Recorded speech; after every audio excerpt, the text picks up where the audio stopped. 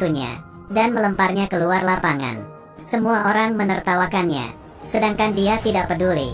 Pertandingan kembali dimulai. Ia perlahan-lahan memejam mata, lalu membukanya lagi bersiap untuk mulai. Menggiring bola, menerima bola, menerima dengan lutut. Dia melewati beberapa orang. Kemudian ia menjemput bola dan lompat. Perlahan-lahan, bola pun masuk. Semua orang tidak percaya dan terbengong. Saat itu orang-orang juga tidak ada yang kepikiran. Orang yang ditertawakan ini seorang yang berbakat. Dengan begitu kehidupannya pun berubah. Kehidupannya pun dimulai. Dia bernama Pele. Ini bukan nama aslinya, tapi karena sekelompok orang ini menertawakani, lalu memberinya kata panggilan. Mereka sering membulinya, mempermalukannya. Pada akhirnya dia tidak bisa menahannya lagi. Ini pertama kalinya ia berantem dengan orang lain. Terlahir di keluarga yang miskin. Dari ujung jalan hingga akhir jalan, sepak bola adalah satu-satunya hobinya. Tahun ini, tim berhasil masuk ke pertandingan dunia. Seluruh negara penuh harapan. Sayangnya mereka tetap kalah. Ayah menangis. Dia juga menangis. Dengan tegas, ia berkata dia bisa membawa Brasil untuk memenangkan pertandingan. Anak memiliki impian yang tinggi. Tidak lama kemudian, dia meminta ibunya untuk mendaftarkan ia untuk ikut lomba. Ibunya tidak mengizinkan dia bermain sepak bola, karena dulu ayahnya adalah seorang pemain sepak bola. Lalu akhirnya lututnya terluka, dan sekarang menjadi tukang bersih. Ibu tidak berharap dia mengikuti langkah ayahnya, tapi ia tidak bisa dipengaruhi.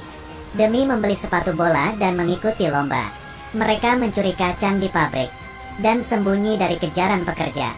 Dia bersama teman-temannya sembunyi di sebelah sungai. Hujan sangat deras, dan tempat persembunyiannya roboh. Untungnya mereka berhasil keluar. Temannya terjatuh ke dalam tanah.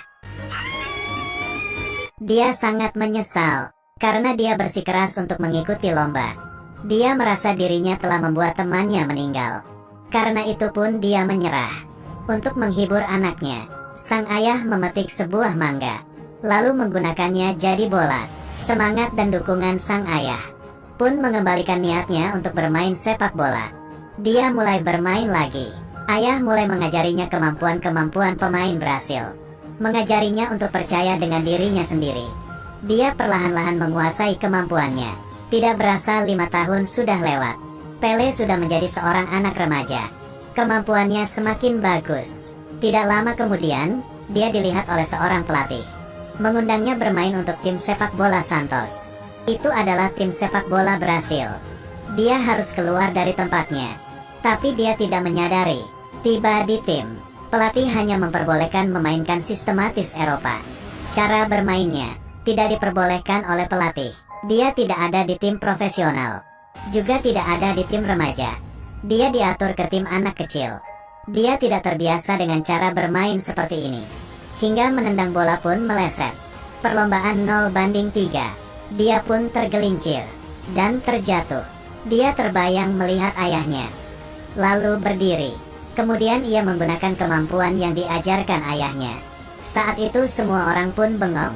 Di lapangan rumput hijau, Pele perlahan-lahan melompat, menerima bola dengan dadanya, lalu menghentikan bola. Dia tidak memedulikan pelatih yang sedang berteriak di luar lapangan. Menyerangnya sendiri melaju ke depan, menghadapi 3 lawan pemain. Kemudian ia melompat dan melempar bola tinggi, membuat semua orang tidak percaya dengan yang mereka lihat. Dia di tengah udara, menggunakan kakinya, menendang bola dan masuk gawang. Saat itu dia pun menjadi pahlawan. Ekspresi pelatih pun berubah. Dia mengira pelatih akan memarahinya. Tetapi, sekali lagi, mendapatkan kepastian dari pelatih, dia pun melakukannya lagi. Perebutan bola yang sengit. Seluruh lapangan menjadi tempat tampilannya. Satu pertandingan sudah masuk 4 bola. Dia mulai terkenal. Setelah pertandingan musim, tim anak kecil, dan ia yang tidak terpilih. Sekarang pun langsung naik ke tingkat 3. Dari tim anak kecil, ke tim remaja, lalu tim profesional. Segala pemain ia temui, segala cara permainan. Dia menjadi raja di tim profesional. Nama Pele disorak orang dengan keras. Tidak lama kemudian, ia masuk ke tim Brasil. Tapi dia sama sekali tidak terpikir Pelatih tidak mengizinkannya melakukan kemampuan Ginga. Perlombaan tahun 1950. Mereka kalah karena Ginga. Di akhir pertandingan, Ginga menjadi aib untuk semua orang. Negara merasa dipermalukan karena hal ini. Pelatih pun memutuskan untuk tidak memperbolehkan hal itu terjadi. Dia menjadi pengganti, ingin memulai, harus mengalahkan Jose. Saat itu yang membulinya, dan memberinya julukan Pele. Tidak boleh Ginga, dia mengalami goncangan. Dan goncangan ini membuat pandangannya di selama lapangan. Tidak hati-hati melukakan lututnya. Dia menjadi bahan berita di TV. Dilihat banyak orang. Tidak lama kemudian, dia membawa lukanya ke Swedia. Perlombaan dunia di Swedia tahun 1958. Dia hanya bisa melihat perlombaan timnya. Pertandingan pertama, Brasil yang direndahkan berhasil mengalahkan Australia. Pertandingan kedua Brasil dan Inggris seri 0-0. Memberikan pertandingan yang sengit. Ketiga pemain terluka, lalu tidak bisa mengikuti lomba lagi. Pertandingan selanjutnya adalah yang paling berat. Pelatih menyuruh Pele yang berusia 17 tahun. Dan masuk ke pertandingan untuk pertama kalinya. Pele gugup hingga rasanya seperti mau mati. Kepalanya penuh dengan bayangan putih. Pelatih menyuruhnya untuk masuk ke lapangan. Rasa gugupnya yang besar mempengaruhi penampilannya. Dia menabrak orang sana dan sini. Pada akhirnya gol pun berhasil dicetak Brasil. Berhasil mengalahkan Uni Soviet di semifinal melawat Prancis yang kuat. Pele didorong untuk mengalihkan perhatian. Dia tidak bisa melakukan kemampuan biasa. Di tengah istirahat, dia menemui Jose yang terluka. Dia ingin dirinya untuk menggantinya. Tapi dia tidak menyangka Jose akan berkata, "Kemampuan Ginga itu sangat indah. Juga hal sekarang yang kita perlukan." Ia kembali ke pertandingan. Pele menerima bola. Melihat lawan mainnya di depan. Melihat semua penonton. Saat itu dia akhirnya terbangun. Pertama kalinya Pele mengikuti pertandingan dunia. Semua orang menertawakannya. Menertawakan dia kerdil. Mengatakan dia si pendek. Sedangkan dia tidak memedulikannya. Di pertandingan, Pele mulai bangkit. Dengan kemampuan ginganya, ia melewati lawannya satu persatu. Lalu menendang bola, melayang di udara, dan menendangnya.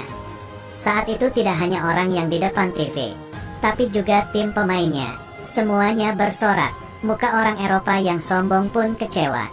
Mereka hanya bisa menerima nasib ini. Kemudian, memulai lagi. Semua muka mereka tidak percaya. Belum juga kembali ke kesadaran. Pele sudah memasukkan bola lagi. Dengan satu tendangan, bola masuk ke gawang. Penampilan pendek selama 25 menit. Sekelompok orang yang sombong ini berasa seperti tertampar. Brasil yang direndahkan mengalahkan Prancis. Berhasil masuk ke perlombaan dunia. Lalu melawan tim pemain raksasa. Tidak peduli pengalaman atau kemampuan. Tim Swedia lebih unggul. Tidak ada yang merasa bahwa mereka akan memiliki kesempatan untuk menang.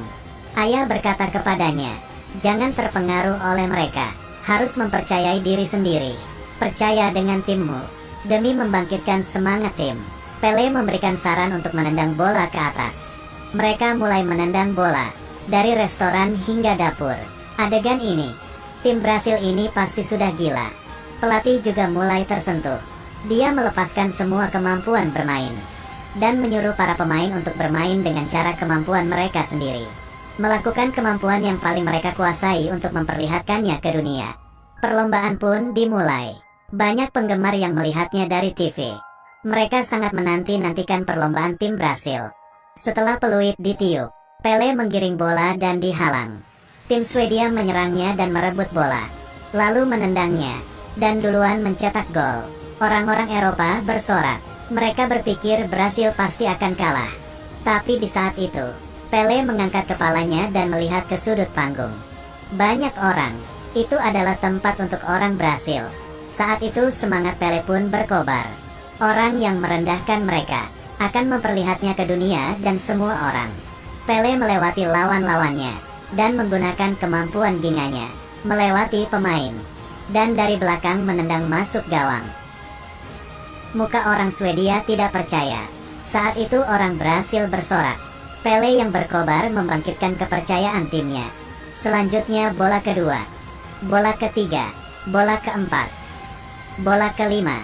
Semua orang Brasil berlinang air mata. Saat itu bukan hanya orang Brasil, tapi semua orang Eropa juga menghargainya. Perlombaan mereka menang dengan 5-2. Mereka menciptakan keajaiban dengan seseorang menyemangati banyak orang.